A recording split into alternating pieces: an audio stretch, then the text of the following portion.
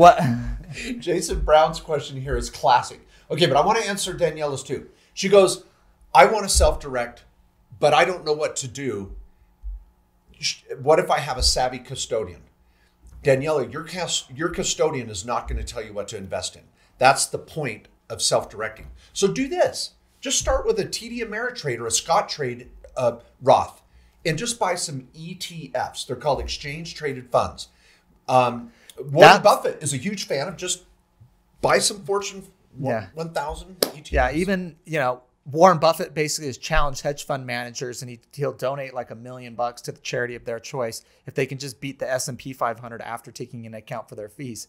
So everyone can go buy the S&P 500 fund. You just go by SPY. It's an ETF, basically. It's so, and even what's his name? Tony Robbins, book.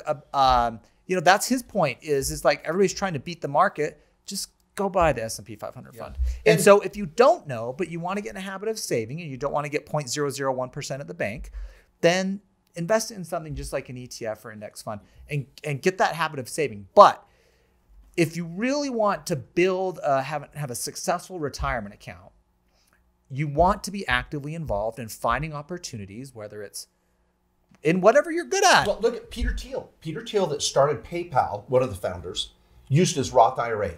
Now estimated to be worth more than $100 million. $1 billion. It's Is it billion? Well, yeah, it was. Yeah. Oh my gosh. Now, but here's the thing. You just get started and start educating yourself, Daniela, and start saving. That's the first thing. If you're saying, well, I don't know what to invest in, I'll say, how much you got? Nothing. Well, start saving first. Then we'll get to what to invest in. Yeah. And so there's lots and lots of options. And self-directing is a part of the path to wealth because you're going to invest in what you know best. Now, Jason Brown's question. I want to buy 4 black-faced Angus cows. Pretty cool. I'm with you. If they each have a calf and now I have 8 total cows and I eat one, do I pay tax on the one I eat? Okay, now, Jason, here's the problem. Yes, that would be a distribution. Yes. So this is good. Okay, let's do this. I'm not kidding. Some of you are like, Mark, you're full of crap. I'm going to show you this is legit. This is a picture of my cows. Now, I don't know if we'd be able to see. Look at there. There's me with my cowboy hat in the sunset. I know some of you think that looks like John Dutton from Yellowstone. Some say I look like Kevin Costner at times. But no, it was me. And those are my cows in my health savings account. So, but Jason, let's do this, everybody. This is legit. This is serious. Let's say this is Jason, and this is Mark, me, and Jason goes out and buys 8 cows. Well, he bought 4 mother cows, and they had 4 calves, so he now has 8 cows, all right? Well, when he sells a cow or goes out and eats it or whatever, and barbecue, whatever, this is personal. So if he sells the cow and makes money, he's going to pay taxes and he can butcher a cow whenever he wants, or he can continue to build the herd. Me, I can't do that because I took my money and I didn't buy 8 cows. I funded my health savings account. My HSA opened an LLC, and my LLC went and bought 5 mother cows who have now had their calves. We're going to go on location tomorrow at the summit. I'm going to show them to you. And now I have 10 cows. I can't butcher a cow and eat it because it's not mine. It's my HSA's. This is called a prohibited transaction. And Matt teaches us a whole chapter in his book on what you cannot do. 4 chapters. Jason's probably joking around, but Jason is right.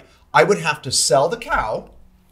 I could sell it to Matt. Yeah. Matt could buy the cow. Yeah. Butcher it. Have a barbecue. Yeah. So he has a barbecue, but the money he paid goes to the LLC.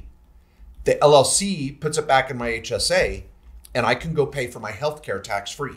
And I didn't pay any tax on that transaction. So Jason's question is actually maybe a play on words. It's funny and all that, but it's a really good example that you can't benefit from what's in your HSA or IRA. Yeah. I've got to sell it first. Anyway, sorry. Another one would be, let's talk about the rental property. Let's say you own a rental property personally, or even maybe it's an Airbnb. Okay. Well, you could stay in it if you want, if you own it personally. But if I do it with what type of account? But if I do it with let's say just a traditional IRA, okay, keep fair it enough. pretty There it easy. is. That's the There's most my common IRA. way.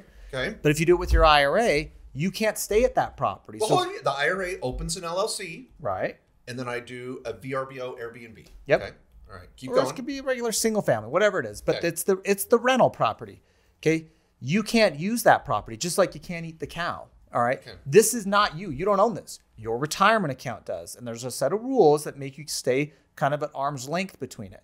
So it's just a good investment. You're not buying this property to have use of it or benefit of it. You're buying it because it's a good investment, because you want the rental income to grow up and build up your retirement account. So you have a bigger retirement account at the end of the day. So when the property appreciates, you have a bigger retirement account at the end of the day as the gains go back up.